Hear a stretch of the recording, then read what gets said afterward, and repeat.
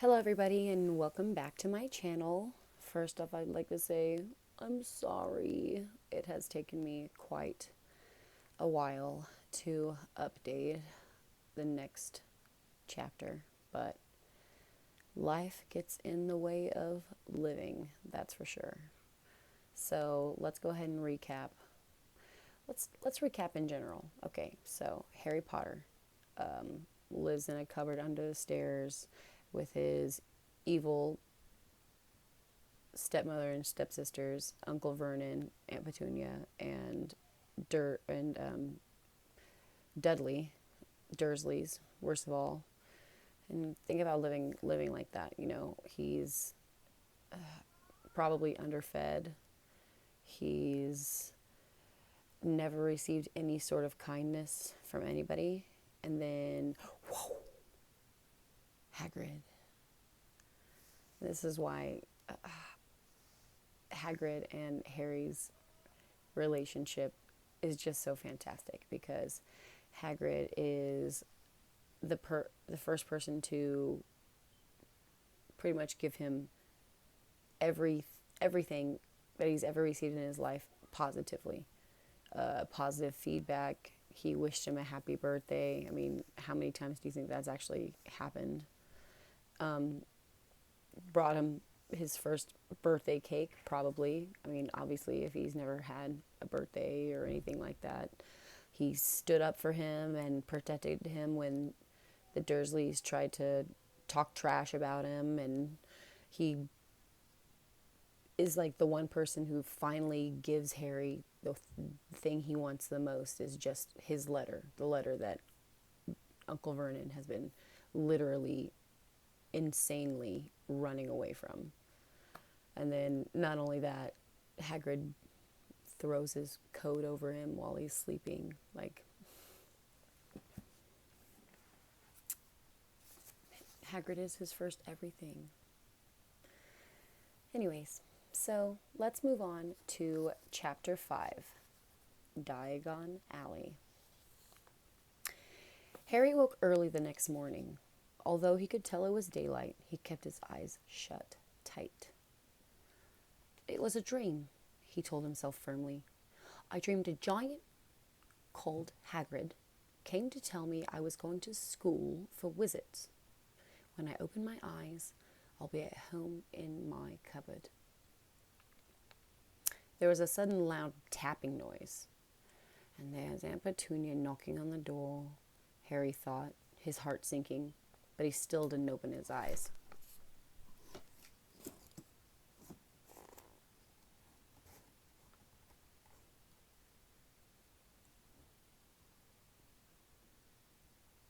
Pardon me. But he still didn't open his eyes. It had been such a good dream. Tap, tap, tap. All right, Harry mumbled. I'm getting up. He sat up, and Hagrid's heavy coat fell off him. The hut was full of sunlight. The storm was over. Hagrid himself was asleep on the collapsed sofa, and there was an owl tapping its claw on the window, a newspaper held in its beak. Harry scrambled to his feet, so happy he felt as though a large balloon was swelling inside of him. He went straight to the window and jerked it open. The owl swooped in and dropped the newspaper on top of Hagrid, who didn't wake up. The owl then fluttered onto the floor and began to attack Hagrid's coat. Don't do that! Harry tried to wave the owl out of the way, but it snapped its beak fiercely at him and carried on, savaging the coat. Hagrid, said Harry loudly, there's an owl. Pay him, grunted Hagrid on the sofa. What? He wants your pay in delivering the paper. Look in the pockets. Hagrid's coat seemed to be made of nothing but pockets. Bunches of keys, slug pellets, balls of string, peppermint humbugs, tea bags.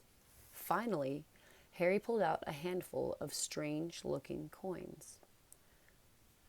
Give him 5 nuts, said Hagrid sleepily. Nuts. Little bronze ones. Harry counted out 5 little bronze coins, and The owl held out his leg so Harry could put the money into a small leather pouch tied to it. Then he flew out through the open window. Hagrid yawned loudly, sat up, and stretched. Best be off, Harry. Lots to do today. Gotta get you up to London and buy all your stuff for school. Harry was turning over the wizard coins and looking at them.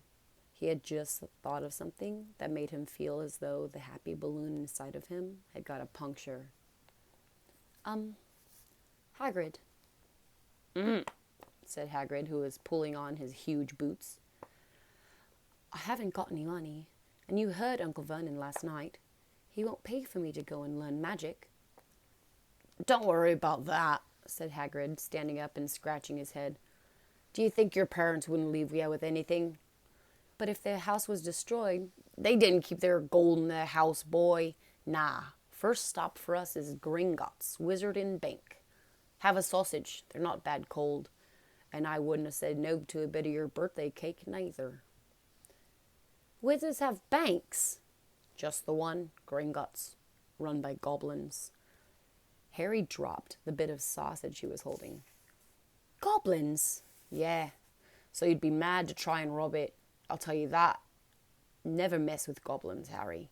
Gringotts is the safest place in the world for anything you want to keep safe, except maybe Hogwarts. As a matter of fact, I gotta visit Gringotts anyways, for Dumbledore. Hogwarts business. Hagrid drew himself up proudly. He usually gets me to do important stuff for him. Fetching, you see. Getting things from Gringotts. Knows he can trust me, see. Got everything? Come on, then. Harry followed Hagrid out onto the rock. The sky was quite clear now, and the sea gleamed in the sunlight. The boat Uncle Vernon had hired was still there, with a lot of water at the bottom after the storm. How did you get here? Harry asked, looking around for another boat. Flew, said Hagrid. Flew?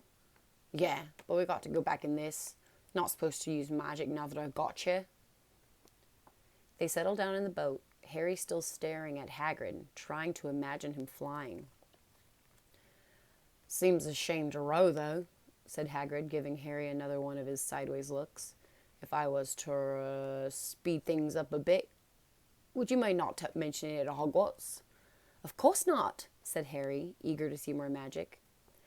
Hagrid pulled out the pink umbrella again, tapped it twice on the side of the boat, and they sped off towards the land. Why would you be mad to try and rob Gringotts? Harry asked. Spells, enchantments, said Hagrid, unfolding his newspaper as he spoke. They say there's Dragon's Garden, the high security vaults, and then you gotta find your way. Gringotts is hundreds of miles under London, see? Deep under the underground. You'd die of hunger trying to get out, even if you did manage to get your hands on something. Harry sat and thought about this a while. Hagrid read his newspaper, the Daily Prophet. Harry had learned from Uncle Vernon that people liked to be left alone while they did this, but it was very, very difficult. He had never had so many questions in his life. Ministry of Magic messing up as usual, Hagrid muttered, turning the page. There's a Ministry of Magic? Harry asked before he could stop himself. Of course, said Hagrid. They wanted Dumbledore for minister, of course, but he'd never leave Hogwarts. So old Cornelius Fudge got the job. Bungler if there ever was one. So he pelts Dumbledore with owls every morning asking for advice. But what does a Ministry of Magic do? Well, the main job is to keep it from the Muggles, that there's still witches and wizards up and down the country. Why?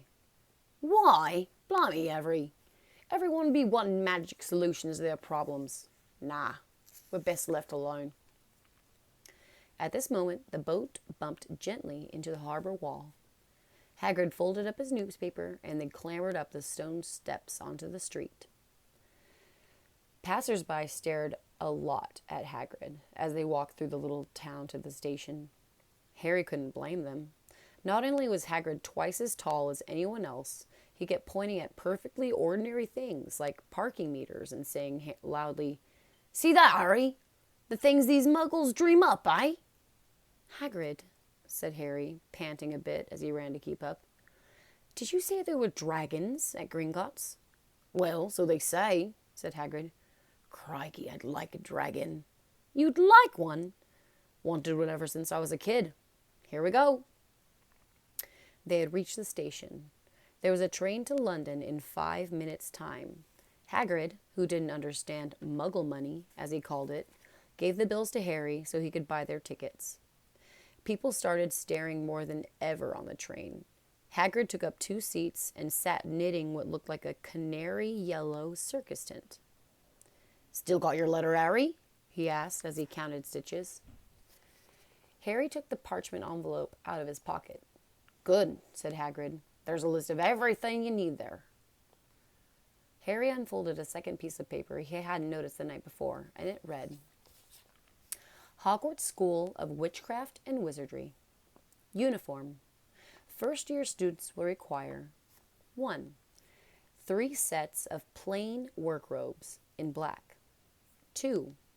1 plain pointed hat in black for day wear. 3.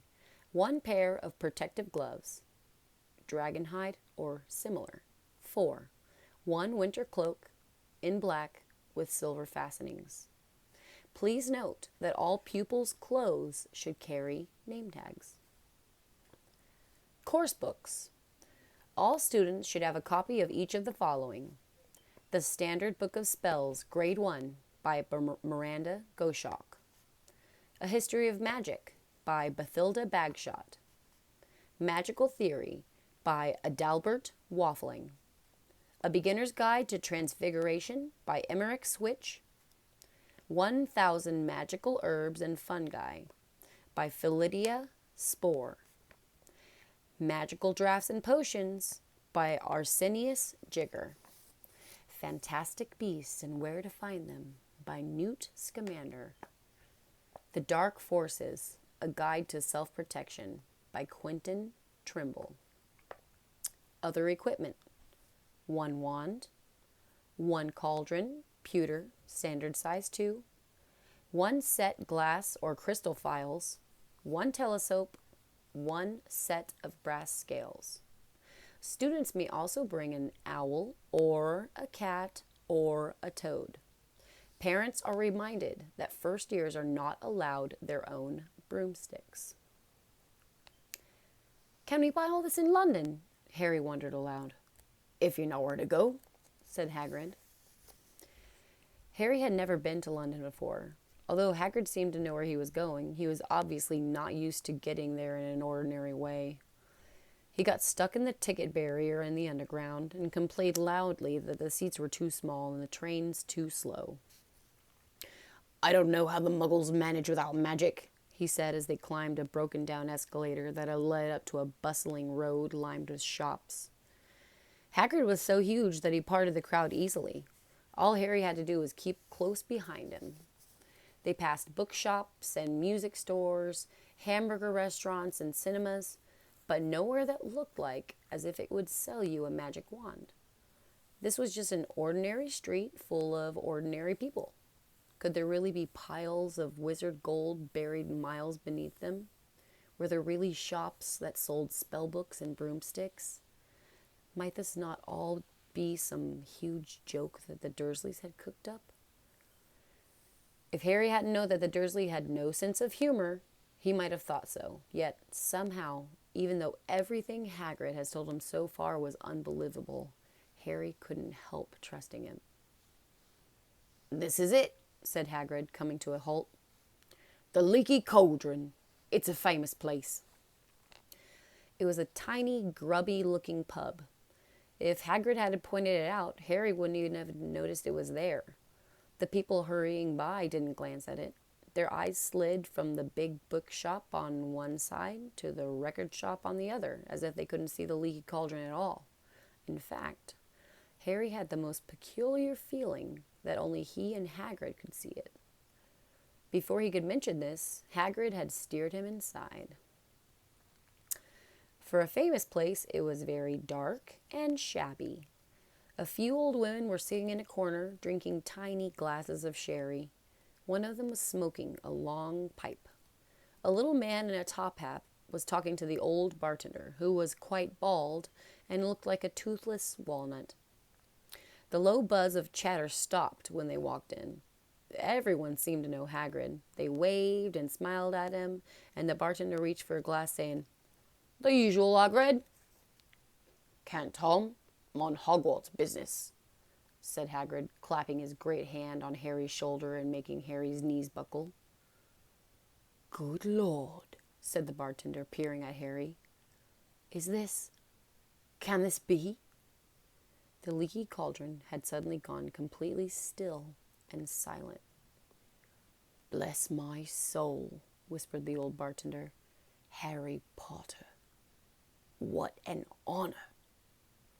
He hurried out from behind the bar, rushed toward Harry and seized his hand, tears in his eyes. "Welcome back, Mr. Potter, welcome back." Harry didn't know what to say. Everyone was looking at him. The old woman with the pipe was puffing on it without even realizing it had gone out. Hagrid was beaming. Then there was a great scraping of chairs, and in the next moment, Harry found himself shaking hands with everyone in the leaky cauldron. "Doris Crawford, Mr. Potter. Can't believe I'm meeting you at last. So proud, Mr. Potter. I'm just so proud.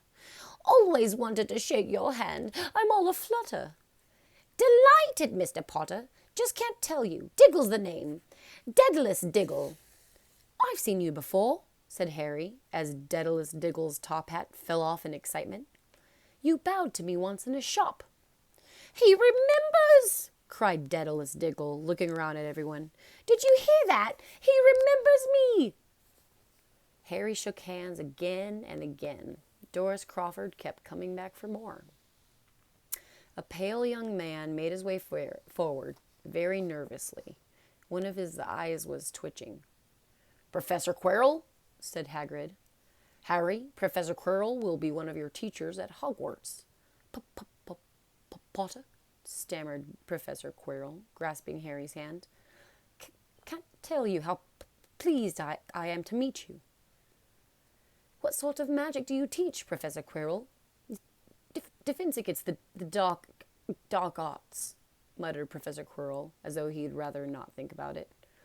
Not that you need it, eh, Potter?" He laughed nervously. "You'll be getting all your equipment, I suppose. I've got to pick up a new book on vampires myself." He looked terrified at the very thought. But the others wouldn't let Professor Quirrell keep Harry all to himself. It took almost 10 minutes to get away from them all. At last, Hagrid managed to make himself heard over the babble. "Must get on, lots to buy. Come on, Harry." Doris Crawford shook Harry's hand one last time, and Hagrid led him through the bar and out into a small, walled courtyard, where there was nothing but a trash can and a few weeds. Hagrid grinned at Harry. "Told you, didn't I? Told you were famous. Even Professor Quirrell was trembling to meet you, mind you. He's usually always trembling." "Is he always that nervous?" "Oh, yeah. Poor bloke. Brilliant mind. He was fine while he was studying out of books, but then he took a year off to get some first-hand experience. They said he met a vampire in the Black Forest, and there was a nasty bit of trouble with a hag. Never been the same since. Scared of students, scared of his own subject. Now, where's my umbrella?" Vampires? Hags? Harry's head was swimming. Hagrid, meanwhile, was counting bricks on the wall above the trash can. 3 up, 2 across, he muttered. "Right, stand back, Harry."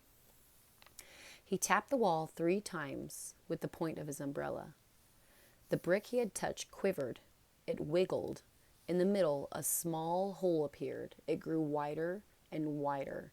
A second later, they were facing an archway large enough for even Hagrid, an archway onto a cobbled street that twisted and turned out of sight. "Welcome," said Hagrid, "to Diagon Alley." He grinned at Harry's amazement. They stepped through the archway. Harry looked quickly over his shoulder and saw that the archway shrink back instantly into a solid wall. The sun shone brightly on a stack of cauldrons outside the nearest shop. Cauldrons, all sizes, copper, brass, pewter, silver, self-stirring, collapsible, said a sign hanging over them. Yep, you'll be needing one of those, said Hagrid. But we got to get your money first. Harry wished he had about 8 more eyes. He turned his head in every direction as they walked up the street, trying to look at everything at once. The shops, the things outside them, the people doing their shopping. A plump woman outside an apothecary was shaking her head as they passed, saying, "Dragon liver, 17 sickles an ounce, they're mad." A low, soft hooting came from a dark shop with a sign saying, "Iolop's Owl Emporium, Tawny, Screech, Barn, Brown, and Snowy." Several boys of about Harry's age had their noses pressed against a window with broomsticks in it. "Look," Harry overheard one of them say, "the new Nimbus 2000, fastest ever." There were shops selling robes, shops selling telescopes, and strange silver instruments Harry had never seen before. Windows stacked with barrels of bat spleens and eel's eyes, tottering piles of spell books, quills, rolls of parchment, potion bottles, globes of the moon. "Gringotts," said Hagrid. They had reached a snowy white building that towered over the other little shops. Standing beside it, burnished bronze doors, wearing a uniform of scarlet and gold, was... "Yeah, that's a goblin," said Hagrid quietly as they walked up the white stone steps towards them. The goblin was about a head shorter than Harry. He had a swarthy, clever face, a pointed beard, and Harry noticed very long fingers and feet. He bowed as they walked inside. Now they were facing a second pair of doors, silver this time, with words engraved upon them. "Enter, stranger, but take heed of what awaits the sin of greed. For those who take, but do not earn, may pay most dearly in their turn. So if you seek beneath our floors a treasure that was never yours, thief, you have been warned, beware of finding more than treasure there." "Like I said, you'd be mad to try and rob it," said Hagrid. A pair of goblins bowed them through the silver doors, and they were in a vast marble hall. About 100 more goblins were sitting on high stools behind a long counter, scribbling in large ledgers, weighing gold coins in brass scales, examining precious stones through eyeglasses.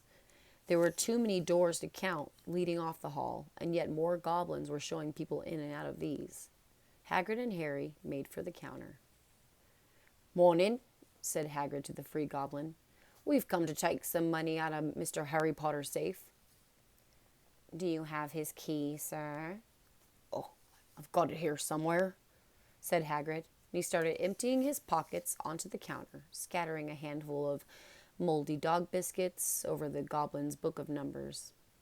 The goblin wrinkled his nose. Harry watched the goblin on their right, weighing a pile of rubies as big as glowing coals.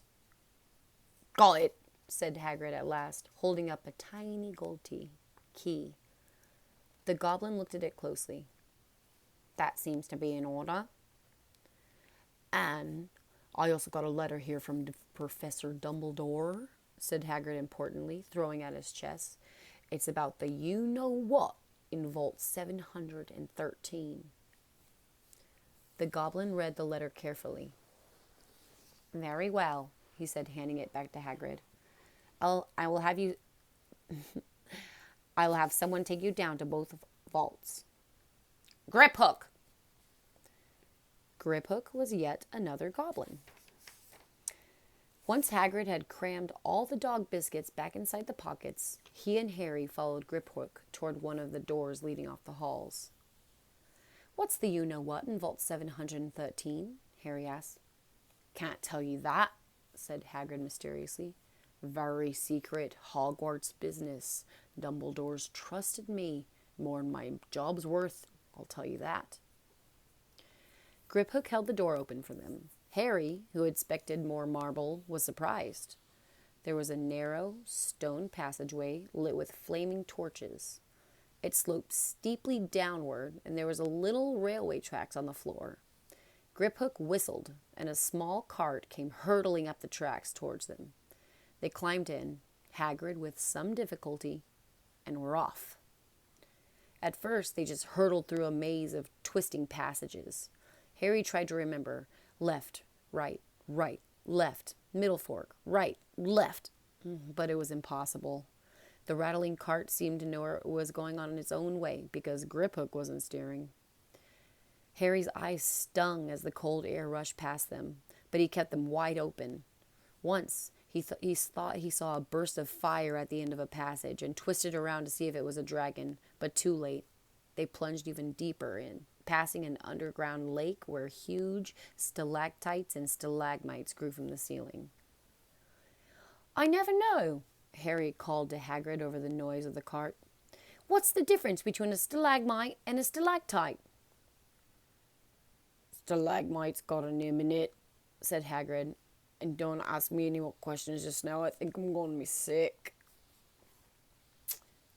He did look very green, and when the cart stopped at last beside a small door in the passage wall, Hagrid got out and had to lean against the wall to stop his knees from trembling.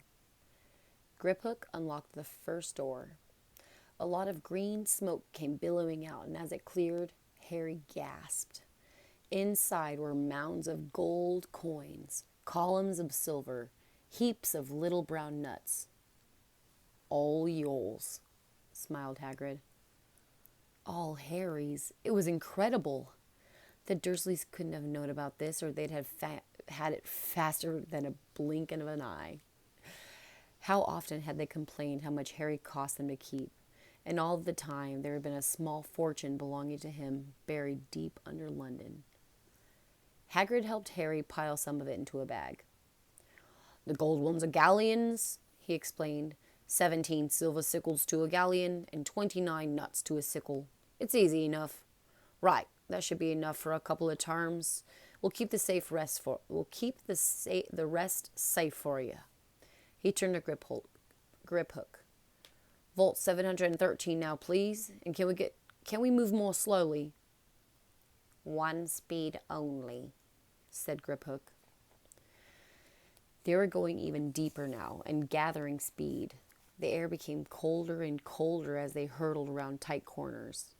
They went rattling over an underground ravine, and Harry leaned over the side to try to see what was down at the dark bottom, but Hagrid groaned and pulled him back by the scruff of his neck. Vault 713 had no keyhole. "Stand back," said Griphook importantly. He stroked the door gently with one of his long fingers, and it simply melted away. "If anyone but a Gringotts goblin tried that, they'd be sucked through the door and trapped in there," said Griphook. "How often do you check to see if anyone's inside?" Harry asked.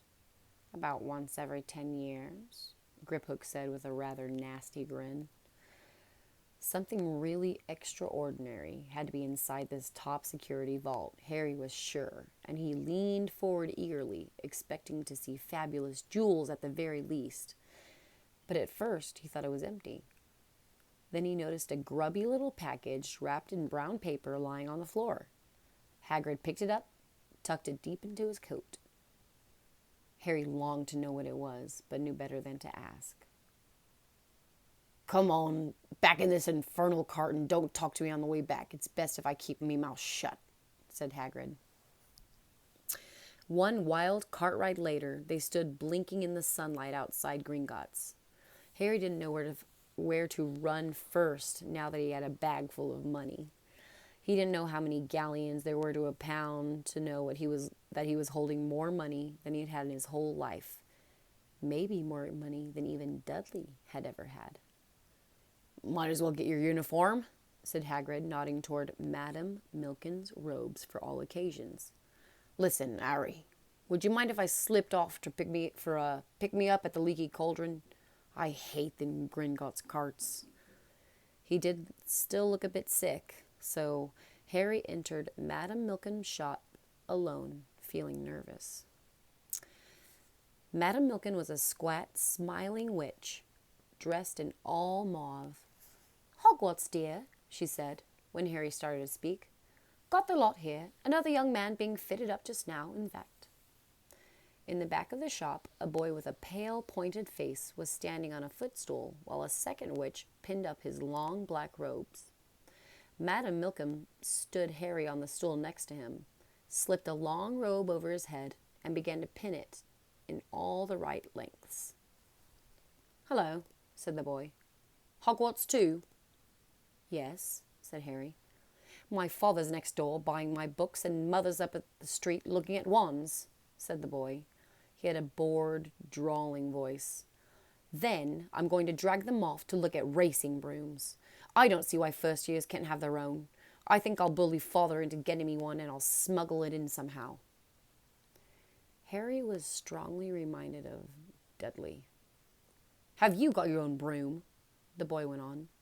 "No," said Harry. "Play Quidditch and all?" "No," said Harry again, wondering what on earth Quidditch could be. "I do. Father says it's a crime if I've not picked to play for my house, and I must say I agree. Know what house you'll be in yet?" "No," said Harry, feeling more stupid by the minute. "Well, no one really knows until they get there, do they? But I know I'll be in Slytherin. All our family have been. Imagine being in Hufflepuff. I think I'd leave, wouldn't you?" Said Harry, wishing he could say something a bit more interesting. "I say, look at that man," said the boy suddenly, nodding toward the front of the window. Hagrid was standing there, grinning at Harry and pointing at 2 large ice creams to show he couldn't come in. "That's Hagrid," said Harry, pleased to know something the boy didn't. "He works at Hogwarts." "Oh," said the boy. "I've heard of him. He's sort of a servant, isn't he?" "He's the gamekeeper," said Harry. He was liking the boy less and less every second. "Yes, exactly. I heard he's a sort of savage. Lives in a hut in the school grounds and every now and then gets drunk, tries to do magic, and ends up setting fire to his bed." "I think he's brilliant," said Harry coldly. "Do you?" said the boy with a slight sneer. "Why is he with you? Where are your parents?" "They're dead," said Harry shortly. He didn't feel much like going into the matter with this boy. "Oh, sorry," said the other, not sounding sorry at all. "But they were our kind, weren't they?"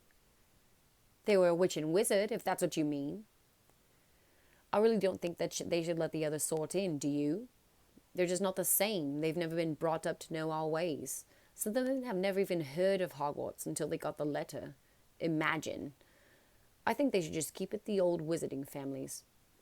What's your surname, anyway?" But before Harry could answer, Madame Milken said, "That's you done, my dear."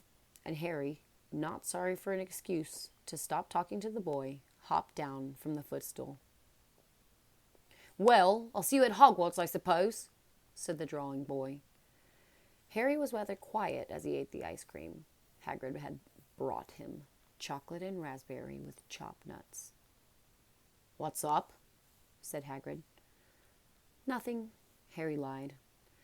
They stopped to buy parchment and quills. Harry cheered up a bit when he found a bottle of ink that changed color as you wrote. When they had left the shop, he said, "Hagrid, what's Quidditch?" "Blimey, Harry, I keep forgetting now just how little you know. Not knowing about Quidditch." "Don't make me feel worse," said Harry. He told Hagrid about the pale boy and Madame Milkins. "And he said that people from Muggle families shouldn't even be allowed in." "Well, you're not from a Muggle family. If he'd have known who you were, he's grown up knowing your name if his parents were wizarding folks. You saw everyone in the Leaky Cauldron was like they saw you. Anyway, what does he know about it? Some of the best I ever saw were the only ones with magic in them in a long line of muggles. Look at your mum. Look what she had for her sister." "So, what is Quidditch?" "It's our sport, wizard sport. It's like soccer in the modern world. Everyone follows Quidditch. played up on air and broomsticks, and there's four balls. Sort of hard to explain all the rules. And what are Slytherin and Hufflepuff? Schoolhouses, there's four. Everyone says Hufflepuff are a lot of duffers, but I bet I'm a Hufflepuff, said Harry gloomily. Better Hufflepuff than Slytherin, said Hagrid darkly. There's not a single witch or wizard who went bad who wasn't in Slytherin. You know who was. Sorry. You know who was at Hogwarts? Years and years ago, said Hagrid. They bought Harry's school books in a shop called Flourish and Blots, where the shelves were stacked to the ceiling with books as large as paving stones bound in leather, books the size of postage stamps and covers of silk, books full of peculiar symbols, and a few books with nothing in them at all.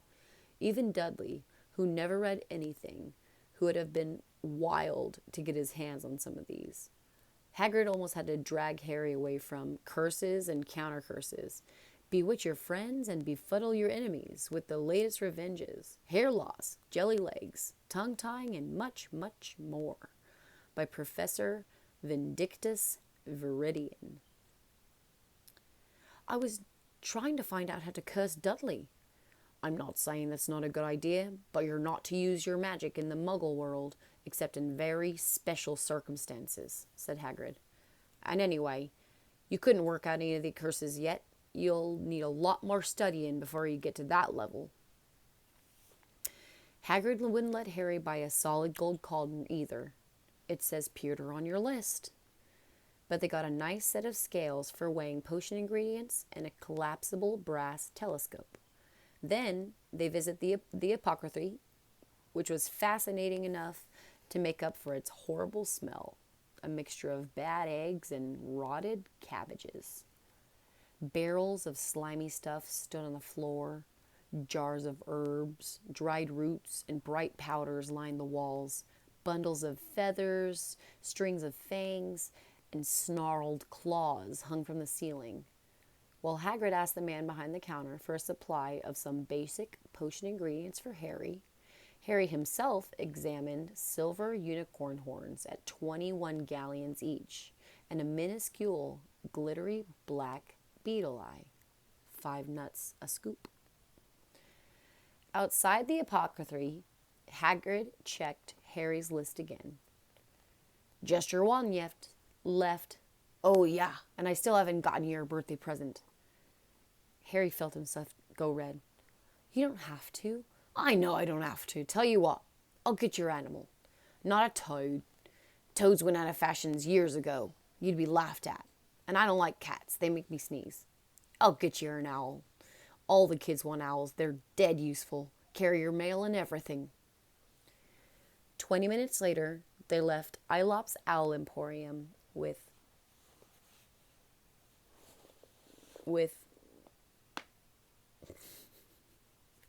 so sorry. 20 minutes later, they left Elop's Owl Emporium, which had been dark and full of rustling and flickering, jewel-bright eyes. Harry now carried a large cage that held a beautiful, snowy owl, fast asleep with her head tucked under her wing. He couldn't stop stammering his thanks, sounding like Professor Quirrell. Don't mention it, said Hagrid gruffly. Don't expect you've had a lot of presents from the Dursleys. Sorry about that. Just Ollivanders left now. Only place for wands, Ollivander. And you gotta have the best wand. A magic wand. This is what Harry had been really looking forward to. The last shop was narrow and shabby. Peeling gold letters over the door read Ollivanders, makers of fine wands since 382 B.C. A single wand lay on a faded purple cushion in the dusty window. A tinkling bell rang somewhere in the depths of the shop as they stepped inside. It was a tiny place, empty except for a single, spindly chair that Hagrid sat on to wait. Harry felt strangely as though he had entered a very strict library. He swallowed a lot of new questions that had just occurred to him and looked instead at the thousands of narrow boxes piled neatly right up to the ceiling. For some reason, the back of his neck prickled. The very dust and silence in here seemed to tingle with some secret magic. "Good afternoon," said a soft voice. Harry jumped. Hagrid must have jumped too, because there was a loud crunching noise and he quickly got off the spindly chair. The old man was standing before him, his wide, pale eyes shining like moons through the gloom of the shop. "Hello," said Harry awkwardly. "Ah, yes," said the man. "Yes, yes. I thought I'd be seeing you soon, Harry Potter." It wasn't a question. "You have your mother's eyes. It seems only yesterday she was in here herself, buying her first wand. 10¼ inches long, swishy, made of willow. Nice wand for charm work." Mr. Ollivander moved closer to Harry. Harry wished he would blink. Those silvery eyes were a bit creepy. "Your father, on the other hand, favored a mahogany wand, 11 inches, pliable, a little more power, and excellent for transfiguration. Well, I say your father favored it. It's really the wand that chooses the wizard, of course." Mr. Ollivander had come so close to Harry that he and Harry were almost nose to nose. Harry could see himself reflected in those misty eyes. And that's where Mr. Ollivander touched the lightning scar on Harry's forehead with a long, white finger. "I'm sorry to say I sold the one that did it," he said softly. 13½ inches. You. Powerful wand, very powerful, and in the wrong hands. Well, if I'd known what that wand was going to do out in the world. He shook his head, and then, to Harry's relief, spotted Hagrid. Rubius Hagrid, how nice to see you again. Oak, 16 inches. Rather bendy, wasn't it?" "It was, sir, yes," said Hagrid. "Good wand, that one. But I suppose they snapped it in half when you got expelled?" said Mr. Ollivander, suddenly stern. Yes, they did, yes," said Hagrid, shuffling his feet. "I've still got the pieces, though," he added brightly. "But you don't use them," Mr. Ollivander said sharply. "Oh, no, sir, said Hagrid quickly. Harry noticed he gripped his pink umbrella very tightly as he spoke. Said Mr. Ollivander, giving Hagrid a piercing look. "Well now, Mr. Potter, let me see." He pulled out a long tape measure with silver markings out of your pocket. "Which is your wand arm?" Well, I'm right-handed." "Hold out your arm. That's it." He measured Harry from shoulder to finger, then wrist to elbow, shoulder to floor, knee to armpit, and round his head. As he measured, he said, "Every Ollivander's wand has a core of a powerful magical substance, Mr. Potter. We use unicorn hairs, phoenix tail feathers, and the heartstrings of dragons. No two Ollivander wands are the same, just as no two unicorns, dragons, or phoenixes are quite the same. And of course, you will never get such good results with another wizard's wand." Harry suddenly realized that the tape measure, which was measuring between his nostrils, was doing this on its own. Mr. Ollivander was flittering around the shelves, taking down boxes. "That will do," he said, and the tape measure crumpled into a heap on the floor. "Right then, Mr. Potter, try this one. Beechwood and dragon heartstring, 9 inches, nice and flexible. Just take it and give it a wave." Harry took the wand and, feeling foolish, waved it around a bit. but Mr. Ollivander snatched it out of his hand almost at once. Maple and phoenix feather, 7 inches, quite whippy. Try.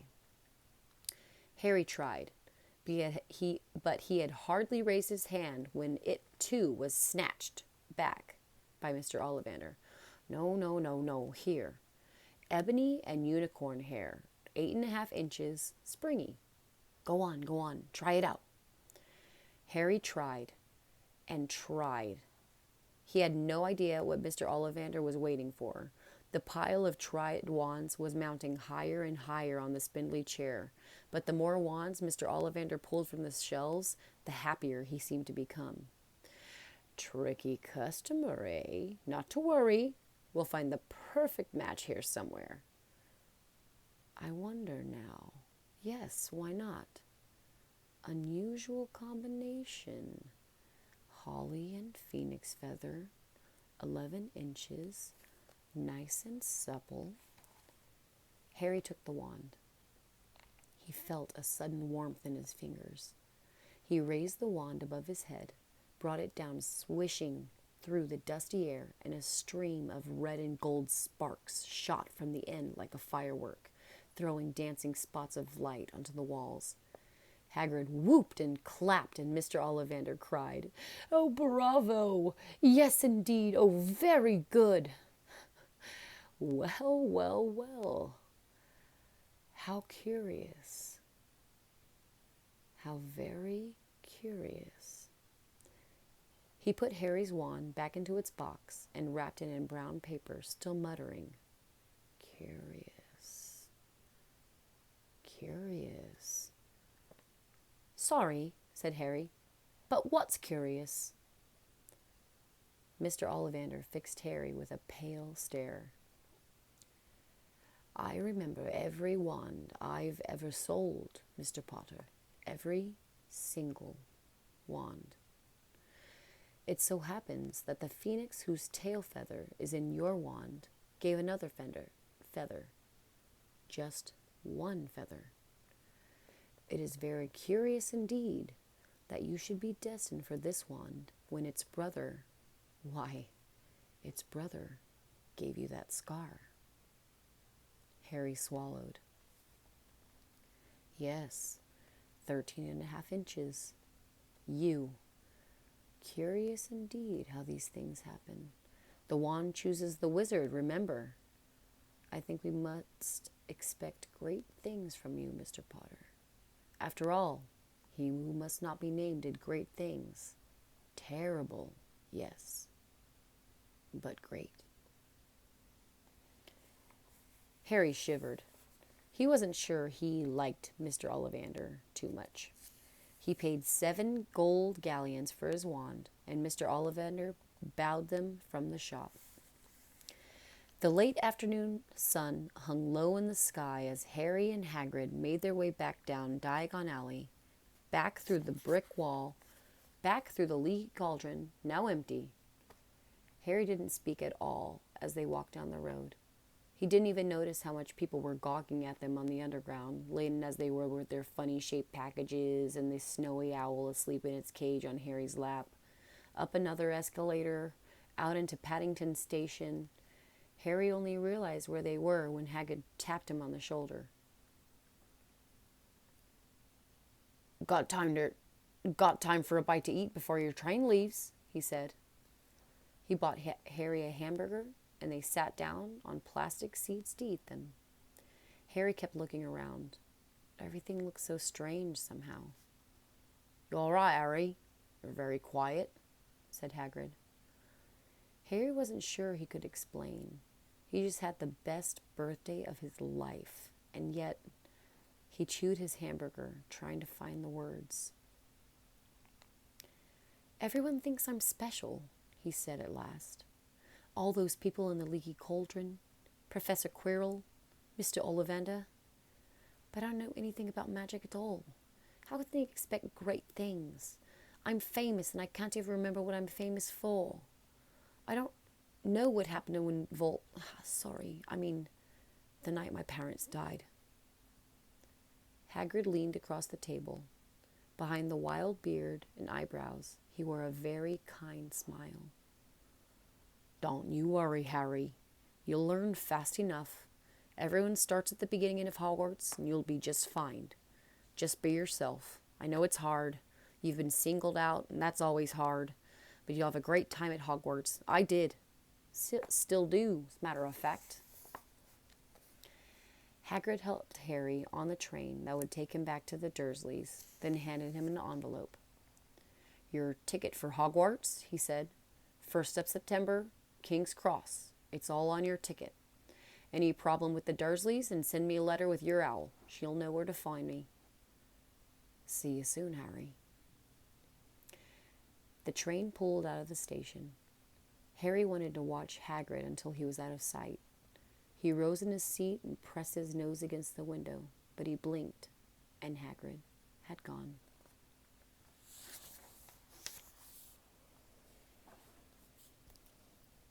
End chapter 5. Da, da, da, da.